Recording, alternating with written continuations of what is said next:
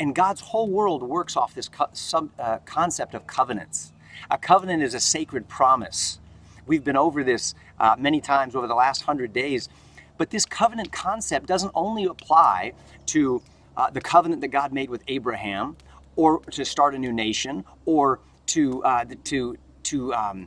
have this covenant that would lay out the laws of God for Israel with Moses. It doesn't just apply to the new covenant that Jesus laid out. It also applies to the Declaration of Independence. It applies to the Mayflower Compact. These are sacred promises that are between two different parties. Sometimes it's God and a person. Sometimes it's between two people, or a group of people and God, or a nation and another nation. And the same concept that makes for successful marriages is this concept of covenant. I covenant with my wife. My wife covenants together with me, and together we covenant with God. And that covenant sacred promise contains provisions or guidelines that must be obeyed. And there are blessings for keeping the provisions of the covenant, and there are curses or consequences for violating them. And those blessings or consequences will come just as surely as the sunrise will follow the darkness. Just as surely as springtime will follow the winter, the blessings, the consequences, the promises that God has made in the provisions of the covenant will come to us.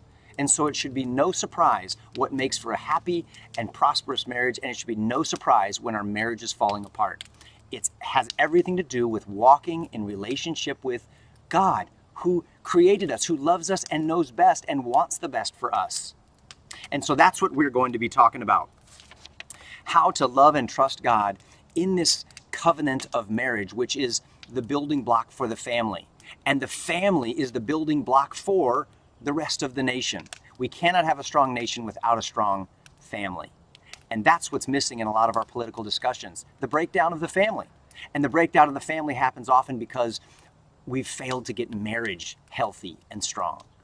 And so that's why we're here for 40 days to talk about the love dare. Now, I want to change the mood a little bit and put on a different song and just kind of switch it up. I hope you like this.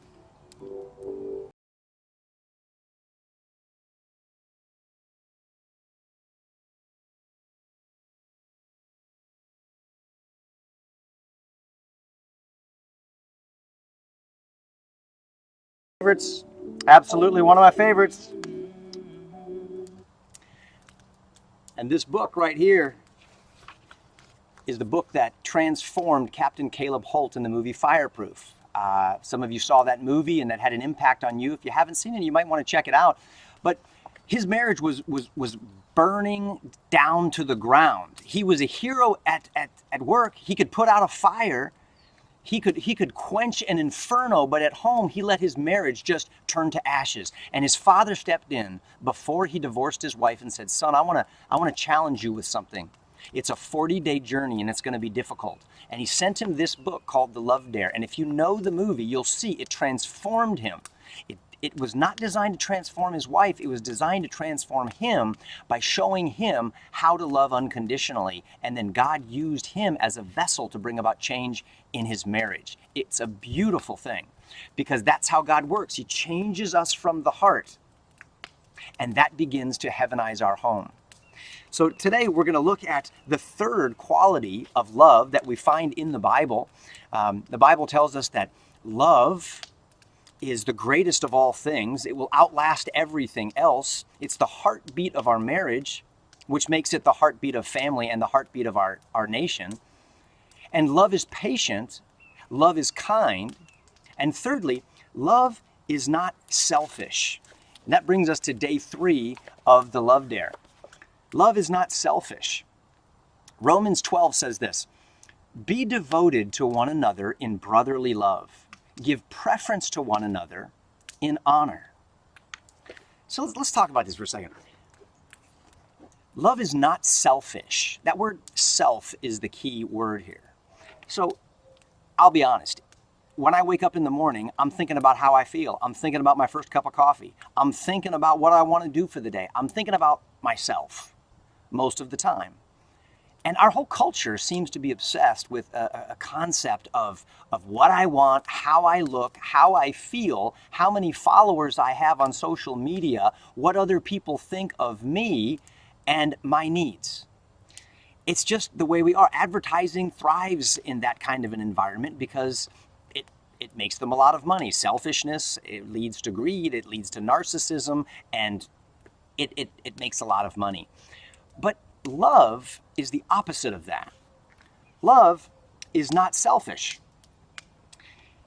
And if we continue to just think about me first, those of us who have been married for any length of time understand that that just leads to disaster in a relationship, right?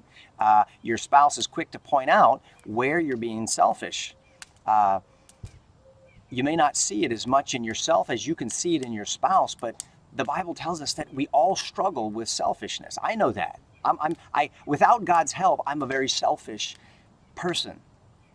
I'm helplessly lost in a prison of selfishness. I'm being honest. Without God's help transforming me. And if I don't do that, I have no hope in my marriage. The opposite of love is not hate. Think about this. Hate is a very strong emotion, but often we hate something when it threatens what we love, right? I'm gonna hate something or someone who threatens to come after my family and or threatens to remove our freedoms or our God-given rights. I hate what is wrong because I love what is right.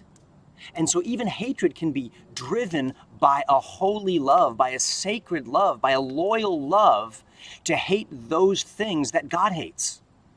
The opposite of love is actually something much more sinister than hatred. It's selfishness. It's self-love. Now, some people would say, wait, self-love is important. Well, biblically, you don't find that. You see, God says that love is important and that we are to put ourselves aside and love others and consider others more important than ourselves. That's a whole paradigm shift, right? Jesus actually said, if you want to follow me, he said, here's the recipe. First, deny yourself. He doesn't say love yourself. He says deny yourself. Now, you may be a psychologist or a therapist and say that's all wrong. I'm going with the wisdom of the Creator.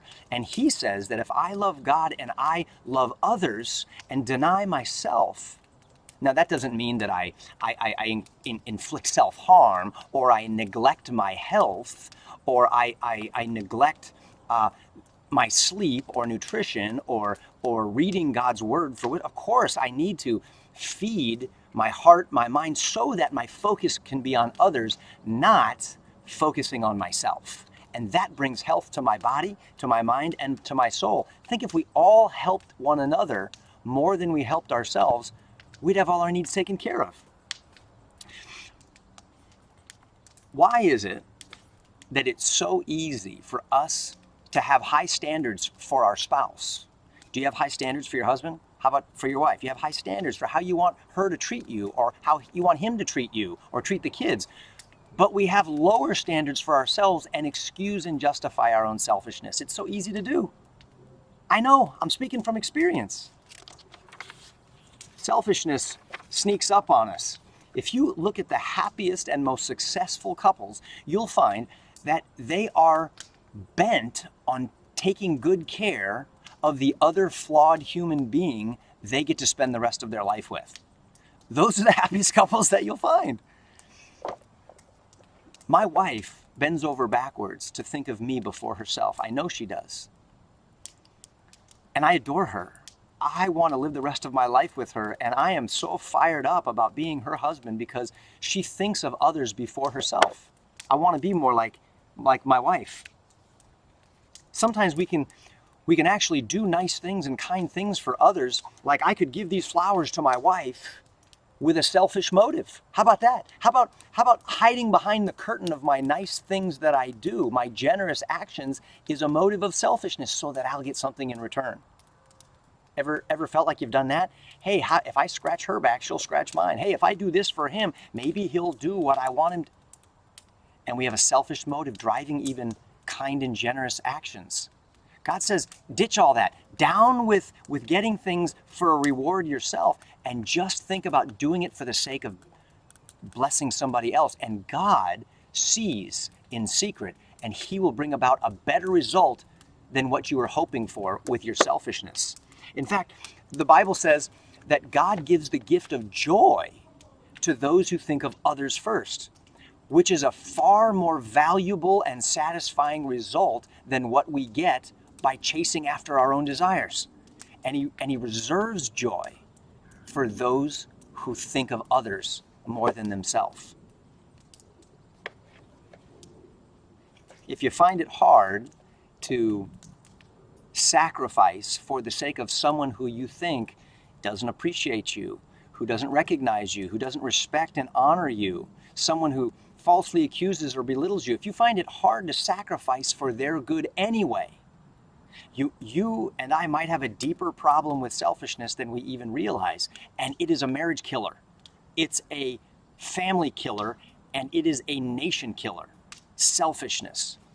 Don't we find that in politics? Don't we find that in churches? Don't we find that in culture? So much me focus. Here's 4 questions that you can ask yourself out of the Love Dare. Do you truly want what's best for your husband or your wife? Or are you more interested in what's best for yourself? Do you want them to feel loved by you? Answer these questions in your mind. Do they believe that you have their best interest in mind? What would they say? What would my wife say? I don't know. It could be a little sketchy. I'll ask her tonight. Do they see you as looking out for yourself first? Wow. Not what you think, but what they think. Because you think about it, whether you like it or not, you have a reputation for being loving and others focused, or being selfish and self-focused, especially with your spouse. You have a reputation with them. Sometimes it's like the joke where someone says, hey, so how's it going? And you tell them all about how you're doing and how you're feeling. And then how's it go? They ask you, they say, hey, yeah. And then you say to them, hey, enough about me. You tell me what you think about me. And people love to talk about their favorite subject, and that is themselves. And I know that I need to not be so selfish. That is a characteristic of love. And that leads us to the dare for day 3. Here it is. You ready? Day 3's dare. Whatever you put your time, your energy, and your money into will become more important to you. Whatever you pour your money into, maybe it's your truck, maybe it's your clothes, maybe it's your food, maybe your jewelry, maybe it's your whatever it is. Whatever you pour your time into becomes important to you. Whatever you put your money into and you work for, that's going to be precious to you, and you want to protect it. It's hard to care for something if you're not investing in it. So along with restraining from negative comments, that was day 1, don't give any negative comments, buy your spouse something. Okay, this one's going to cost some money. Buy your spouse something that says, I was thinking of you today. You think, well, even money can't buy love. No, money can't buy love, but it's hard to care about something that we're not investing in, and money is precious to us, right? We protect it. We protect our time and our energy. Spend some time, energy, and money demonstrating where your heart is. And if you want your heart to be with your spouse in your marriage, spend some precious goods on your spouse. Get creative. Know what he likes. Know what she likes. Do it. And see how that God uses that to bring about a change in your relationship. That's the dare for day number 3. All right. So far, these are doable. Now, these dares get increasingly challenging. Some of them are really fun. Some of them are funny, lead to great conversations. And so stick with it. Now, listen, if you skip a day, if you didn't fill in yesterday's journal, don't worry. do what you can to catch up, but stay with us and just get back to the schedule as quickly as you can. Join us tomorrow for day 4. Again, if you don't have the Love Dare, just get it anywhere. You know, Amazon Prime will get it to you as fast as you can, or if you want to get it at a local bookstore or wherever you get your books, get a copy of the Love Dare. Now, I'm offering a special leather touch copy of the Love Dare on the website if you want to get it from me. The link is right there on the post. And I'm putting it together in a bundle that I'm calling the I Dare You bundle. And it's got 2 silicone bracelets, one for you, one for your spouse. It says I Dare You on there. And you wear that for 40 days, daring yourself to go through this and renew the marriage covenant. And then it also includes an 11 by 17 frameable renewal of the marriage covenant that you and your spouse signed together. It's a commitment. It's heavy, it's serious, it is sacred, and it lays out the essentials of the Love Dare and the fruit of the Spirit and God's essential provisions for a healthy covenant marriage. And you can hang that on the wall right next to the pledge to renew the American covenant that you may already have. We got our systems up and running. I will get them out to you same day. They will go out the door, or the next day they will go out the door. If some of you are still having questions about your American Covenant book, email us. Check your receipt, your confirmation, email us. We had some crazy slowdowns with the government restrictions regarding the virus. We had so many supply chains that were stopped because people are not working, all kinds of crazy stuff.